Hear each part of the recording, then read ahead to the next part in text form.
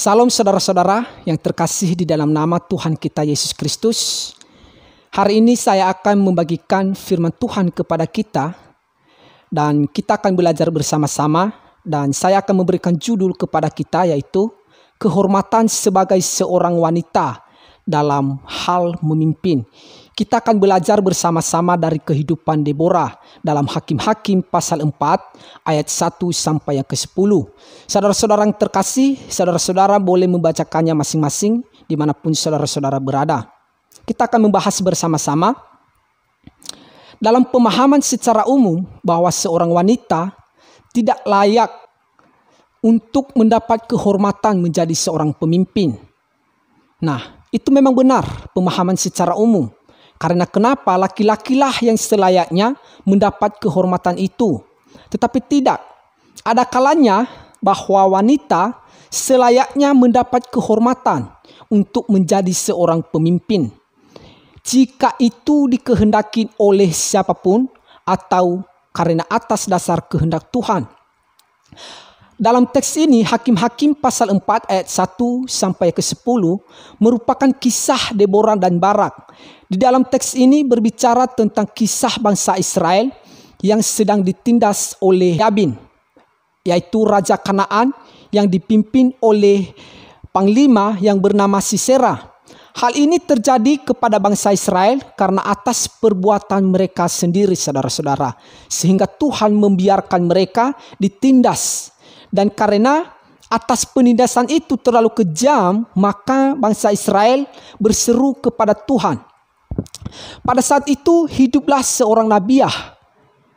Dan nabiah ini biasa disebut untuk jabatan seorang perempuan, yaitu hamba Tuhan, yang bernama Deborah. Kita akan melihat dan saudara-saudara boleh membacakannya di dalam teks tadi. Deborah ini adalah seorang nabiah dan memerintah sebagai hakim atas bangsa Israel. Israel menghadap Deborah untuk berhakim atas mereka, dalam arti memerintah mereka karena atas dasar penderitaan yang mereka alami dengan keras. Sebagai seorang hamba Tuhan, selayaknya lah bangsa Israel pada saat itu menghormati Deborah dan menghadap dia supaya Deborah memimpin mereka meskipun dia adalah seorang perempuan. Ada dua poin yang menarik di dalam teks ini, saudara-saudara. Kita akan membahasnya bersama-sama dalam hal kepemimpinan Deborah. Yang pertama, Deborah tidak secara langsung mengambil keputusan untuk menjadi hakim atas bangsa Israel. Yang kedua, Deborah penuh dengan keyakinan untuk melakukan tanggung jawabnya di hadapan Tuhan. Nah, mari kita bahas bersama-sama dalam poin yang menarik ini dalam teks Hakim-Hakim pasal 4 ayat 1 sampai yang ke-10. Poin yang pertama, saudara-saudara, Deborah tidak secara langsung mengambil keputusan untuk menjadi hakim atas bangsa Israel. Mungkin secara logika, bagaimana seorang perempuan akan mampu memimpin satu bangsa untuk berperang? Hakim-Hakim pasal 4 ayat yang ke-6 sampai yang ke-9, ketika bangsa Israel menghadap Deborah untuk memimpin mereka, Deborah tidak secara langsung mengiyakan untuk memimpin mereka. Melainkan Deborah, saudara-saudara, terlebih dahulu memanggil Barak supaya tanggung jawab itu dilaksanakan oleh Barak. Deborah bukan tidak mau menghindar dari tanggung jawab itu, tetapi karena ia mengetahui bahwa dia adalah seorang perempuan, maka ia terlebih dahulu menyerahkan kepada Barak. Karena biasanya kehormatan diberikan kepada laki-laki untuk menjadi pemimpin. Nah, hal ini juga dilakukan oleh Deborah karena atas dasar perintah Tuhan kepadanya supaya Barak memimpin bangsa Israel untuk menumpaskan orang Kanaan itu yang menindas bangsa Tuhan.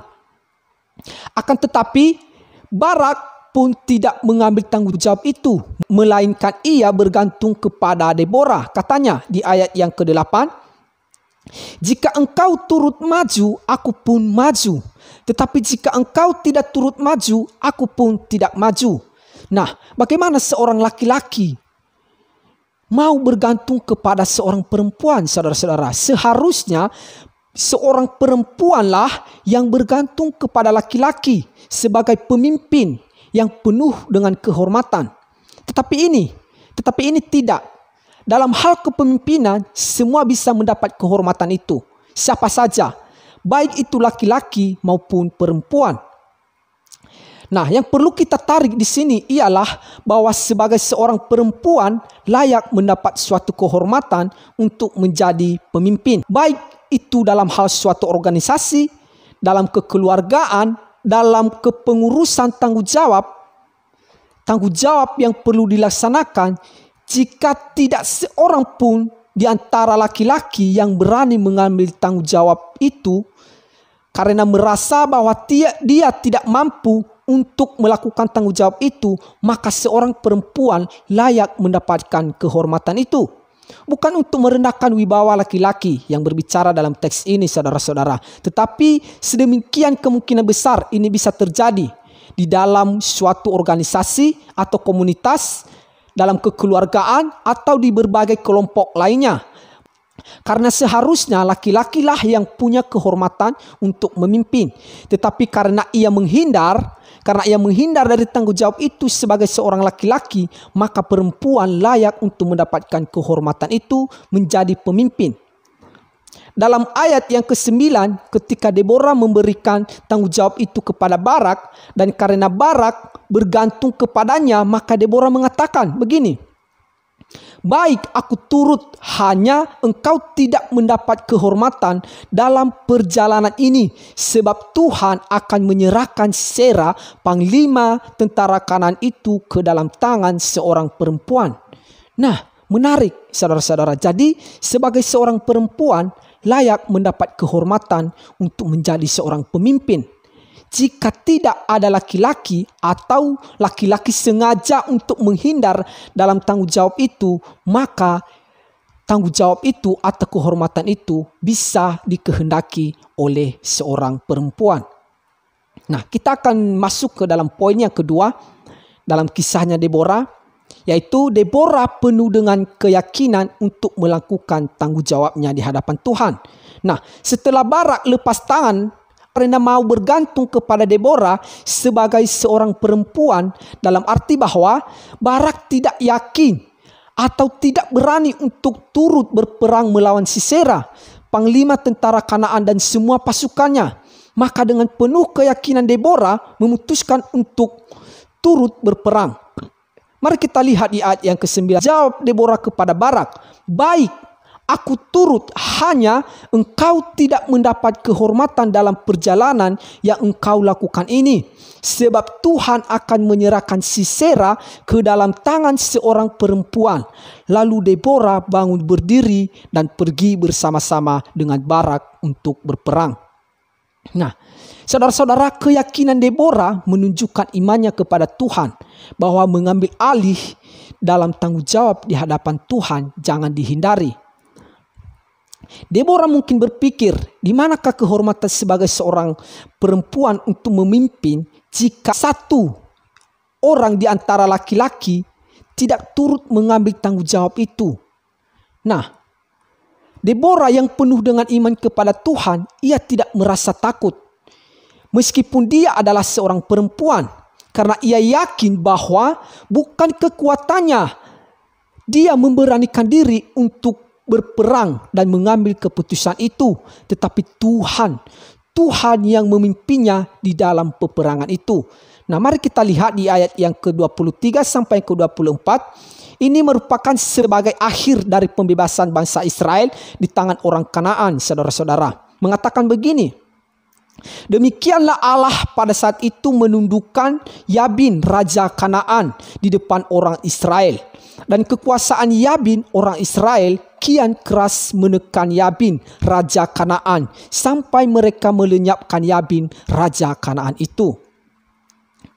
Nah, demikian dalam hal mengambil tanggung jawab di hadapan Allah, saudara-saudara. Sebagai seorang perempuan harus penuh dengan keyakinan untuk mengambil kehormatan itu, yaitu menjadi seorang pemimpin.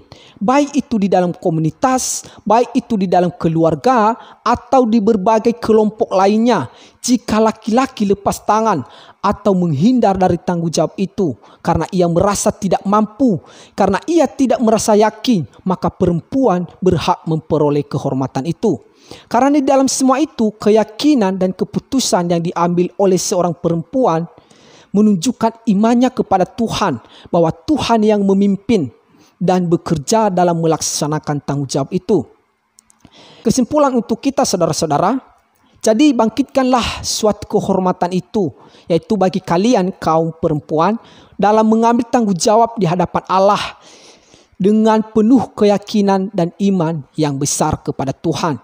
Belajar dari kehidupan Deborah sebagai seorang perempuan yang penuh dengan keyakinan di hadapan Tuhan.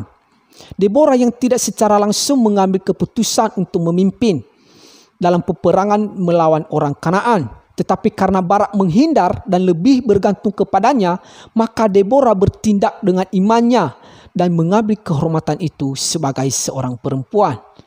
Nah, sebagai penutup untuk kita saudara-saudara, 2 poin utama yang kita pelajari dari kepemimpinannya Deborah. Yang pertama, Deborah yang tidak secara langsung mengambil keputusan untuk menjadi hakim atas bangsa Israel ketika bangsa Israel meminta kepadanya untuk memimpin mereka karena atas penindasan yang keras itu. Dan yang kedua, Deborah yang penuh dengan keyakinan untuk melakukan tanggung jawabnya di hadapan Tuhan. Ketika Barak bergantung kepadanya, maka Deborah dengan penuh keyakinan dia menyerahkan kepada Tuhan, imannya kepada Tuhan yang besar. Demikianlah firman Tuhan yang saya bagikan untuk kita saudara-saudara. Semoga firman Tuhan ini dapat memberkati kita semua dimanapun kita berada. Terpujilah nama Tuhan. Salam. Terima kasih.